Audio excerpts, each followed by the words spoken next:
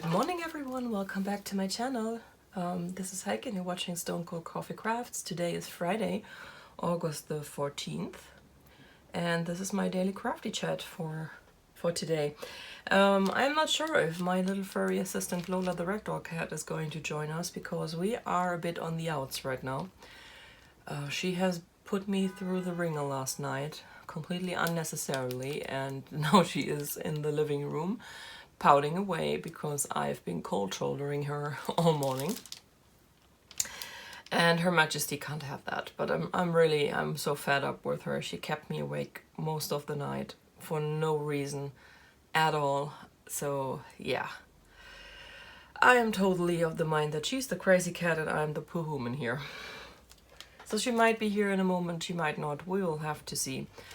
But I am going to try and make this a short one anyway, because there is not much to say today. I have in the last couple of days actually mostly worked on my diamond painting. I've told you that I'm going to try to work through this a little faster because right now with the heat wave we are going through, and today is actually a super rainy day, so it's going to be humid hell. They have promised that the temperatures won't drop too much thanks to the rain, which usually is not a good thing. Not a good thing at all. So yeah, I guess the weekend will be more of the same. I will mostly be diamond painting since this seems to be the craft I can do when we have these weather conditions. I have resectioned this painting. So far I had worked in these strips where I did a third per day, and then I told you last time that I was going to do 2 of these strips per day, and then I reconsidered actually and decided I'm going to resection the rest of the painting to make it a little easier for me. I'm going to show you down here because that's where I stopped, and you can see where I resectioned, to make it a little bit easier for me because of the width of the painting is 54, I believe, 55, and it is actually a bit hard to reach the 3/3 part. When I work on this, I don't roll up my canvas, I work sideways, and when I work with my right arm on this side, I just let it hang down here between my expedit unit and my table, so it won't get any creases or be rolled up and get creases like that. And when I'm working with my right arm on this side that still has the foil on, I actually do roll it up because I'm right-handed. There's no danger of me leaning on the rolled up painting on the left side. So I have decided to resection it into 4 sections per strip to have the section at the middle point that is still comfortable for me to reach when I work on this sideways, which means that the strips are now a bit wider this way, a bit longer. That's longer, right? Longer, wider. Okay, you know what I mean. So pretty much you can see that I've mapped this out for the rest of the painting, so I don't have to do that whenever I start a section. You can see I spent most of my time diamond painting the last 2 days. So since the last time you saw this, I have finished the complete strip here, and I finished the 2 sections here. So right now I am spot on with my timetable to finish this by the 20th. I have now 7 more days to go, and today I'm going to finish these 2 sections, and by the time you see this on hopefully Monday, we should be somewhere around here. So fingers crossed that this actually works out. As far as working on this painting goes, I am still not fed up with it. I thought I wouldn't be able to cope with any more dark blue at this point, but so far I still like it. So that's a plus. But I have to say I'm really looking forward to work on the reds on the bottom.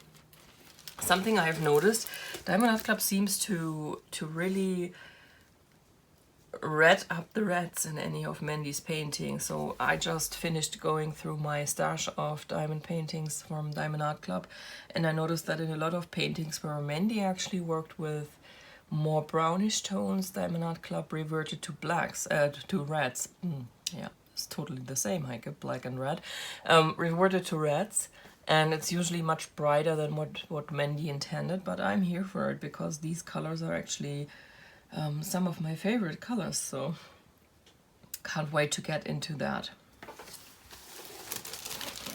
And I apologize, I am so far behind on answering comments. I really have to set myself down this weekend and answer comments, but I had one comment asking me about these swirly things here on these tails. I guess these are the cat tails, right? Yeah. Yeah, I noticed that it's strangely light, and I don't know why it is that light. Looking at the thumbnail, I can see that Mandy had a bit of a glow there. Maybe they misinterpreted it. What I'm currently thinking is maybe going back in and taking these lighter swirly things out and replacing them with darker colors. I still have, for example, they used this darker blue here, and you can see that as a highlight. This would totally be enough for me as a highlight. I would just extend it down here and use that. So that's what I'm thinking about. That's something I am going to do once I am done with the blues and know that I have enough of that blue left, or if I have to dive into my stash. I believe that that is 336. It might be a mixture of 312 and 366, because I think that this up here is a different blue than this down here. I can't really see right now because of my lighting, it's so bright, but when I look on the screen, this does look a shade lighter than this, so that would mean that this is 312 and this is 336. Sometimes the TH is killing me. So yeah, I agree. These swirls are a bit strange. They look a bit out of place, and they might be something that I'm going to change up. Maybe. I mean, they did that throughout the painting. I guess I can still understand why they did it on the whiskers. I don't know why they did it here. Not entirely sure. But yeah, this time, other than the mermaid we did last month, this is going to be surgery I'm going to perform afterwards, just to be sure that what I'm switching out is what I want to switch out. But you'll see that probably in the wrap up, and for sure in the final review I'm going to talk about this. So yeah, that's my diamond painting. Yeah, and I think she's going to pout through the whole thing. So I'm sorry for all my cat viewers here. I know you are mainly there because of her, less of me. But we had to have words this morning. It was just not funny anymore. So I did not stitch at all. It's just not something I can do. I realized that my computer is giving up so much heat. So I don't know what's up with that, but that combined with the ring light I use for stitching, it's just too much. It's like, nope, sitting in an oven. But what I have done is I've done a bit of knitting yesterday, and I've worked on the Northeasterly because I'm still waiting for my last yarn for the Sharon shawl. And you can see I put a marker in. This is a pretty marker I got from Somerset Yarns. It is so cute. It's from a mini set I bought. She did, it was a charity set, and I bought actually 3 of them because I want to do a fade shawl. It's a fade set, and I wanted to do a shawl, but I needed more than just one mini skein set for that, so I purchased 3. So I have 3 of these needle minders now, but I don't mind, they are cute. And as you can see, this is how much I knit yesterday. I'm wondering if I messed up a little down here where it's bulging out, or if I just need to block this straight. I probably just need to block this straight. but this won't happen before that whole thing is complete and attached. To my knitters out there, so how many ways are there to join strips like this together to a big blanket after the fact? I don't want to join it while knitting.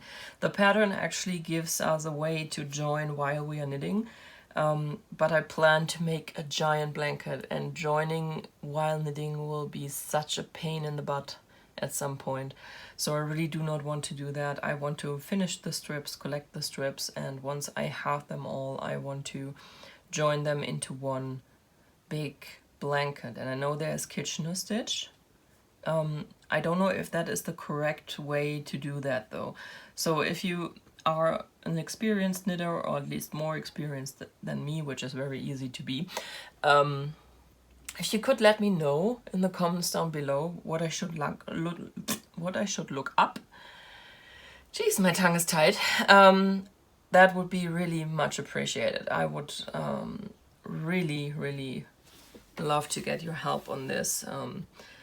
This knitting journey is going much better than I thought. So this of course is also a super easy pattern, so nothing to be too surprised about, I guess, that I can actually do this. This is actually supposed to be my sofa project, so just when I sit down in front of the TV or have to spend hours with the missus on the couch, being the best cat bed ever, I thought it would be good to have that there to grab it and work on it, because this is actually something I don't need to have a pattern and concentrate. I know what I'm supposed to do. This is a 2-row repeat all the way through, so that's pretty easy. But right now it's the only thing I'm knitting on because I'm still waiting for my last yarn for the Sharon shawl, and I hope it's going to arrive today because the second clue just dropped and I have not looked at it yet. But I'm pretty sure it will be fun. The first one looks fun and I can't wait to cast it on, but I need that last skein of yarn. Have I talked about this? So when the first clue dropped, I watched this. Yeah, I talked about this. I watched the spoiler thread and I told you I wasn't so sure that my 2 grays are actually a good choice. I thought I might need another bright color to add in with the purple and the green. So I am waiting for either a pink or a blue. I'll decide once I see them. And I'm not sure about the order yet, so that's why I have not cast on anything yet. So I am currently thinking I might start with a pink, but I don't know. So I hope that it will arrive today. It shipped out on Monday. It's coming from the UK, so there is a possibility it will arrive today. But in the meantime, I guess I'll just watch the spoiler thread and see what's going to come out of the second pattern and just be excited for it. Also, knitting in summer, not so bad if you're actually working with a not fuzzy yarn. So this is actually quite nice. And working on the hard shawl was also quite nice, so I guess it's really just avoiding the fuzzy yarn. Can I just say how much in love I am with this center spine of slipped stitches? It just looks so pretty, especially the odd red one. That's just cute. Anyway, that's the crafting I did in the last 2 days. I actually spent a lot of my time filming videos, so I did not have that much craft time, not as much as I expected, but I am currently filming as much as I can, so I can fill the 2 weeks I am on vacation and won't be able to do any crafty chats. So far it's looking good. I think I have most of the stuff I want to upload in these 2 weeks recorded, except for a few things, of course, that are more geared towards being filmed at the end of the month, like the wrap up of the month of August will be in there, for example.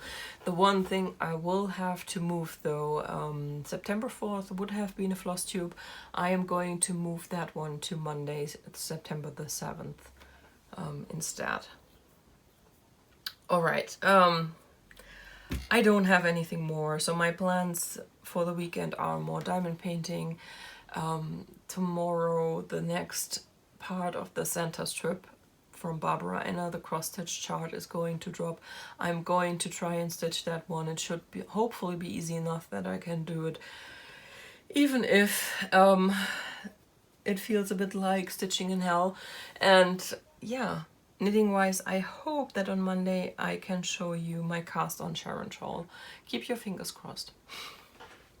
Alright guys, I hope you have a wonderful day, a wonderful weekend, and talk to you next week, hopefully with my furry assistant. Bye guys.